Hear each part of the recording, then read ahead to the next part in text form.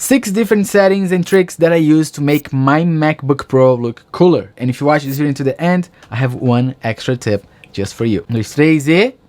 Number 1 is the stack feature. In your desktop, sometimes it can get a little bit messy, so if you double click and go to use stacks, this way it saves you a lot of time and you're gonna make things look so much cleaner. Number 2 is adjusting the menu bar. You can click and drag up and down, and you can see that we're gonna adjust the magnification as well. You're just gonna do this, and then we're gonna go to system and preferences, then we're gonna go to dock menu bar, and then here you'll be able to see that we can adjust the size, the same thing that we did before but in a different way. And then the magnification, you just adjust minimum to maximum. I like to use just a tiny bit, otherwise it's gonna be very crazy, but it's up to you. You can adjust the position as well, left, right. I like to keep it on the bottom. Number 3 is pointer. We're gonna go to system and preferences, but for this time we're gonna go to accessibility. When you click there, you're gonna go to display and then pointer.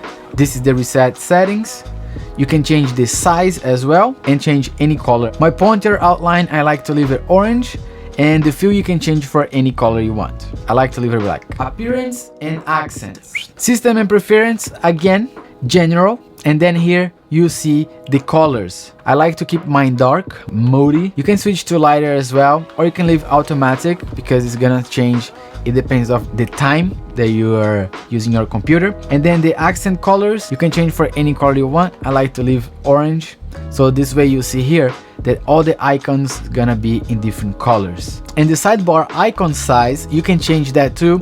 I like to keep things small so I can see everything very precise, very clean on my side. If it's too big, it gets too distracting for me. Screen saver. I'm gonna put in the link description down below so you can download, and after you download everything, you're gonna go to system preferences, again, desktop and screensaver, and then you will see here on the screensaver this option on the bottom, and you just gotta click there and you're gonna be able to use this cool clock or time. I think it's very nice, way better than the Apple presets that they have. Folders, I'm gonna put this video icon that I made, go to get info, and then just drag and drop any PNG file that you have, and then you see here it's gonna look like this. I have this orange folder that I made on Photoshop, drag and drop there too, and boom, you can do that with any color that you want. And if you want to get the folder, get info, click on the folder icon that you have there. You see that it's gonna highlight,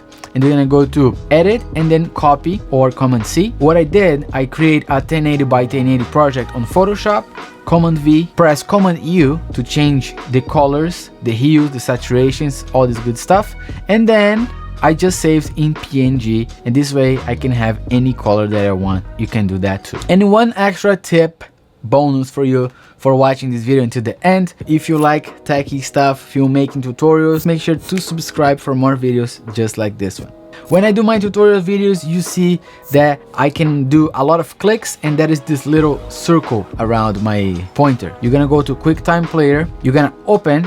If this option bar is not showing, you're gonna press Shift Command 5. You're gonna go to Option, and then you're gonna select anything that's in this third option, show mouse pointer or show circle. I don't remember what it is now, but you're not gonna be able to see when you're recording your stuff, but then after, when you open the screen recording that you did, you're gonna be able to see that. Thank you very much for watching this video, and I'll see you in the next one.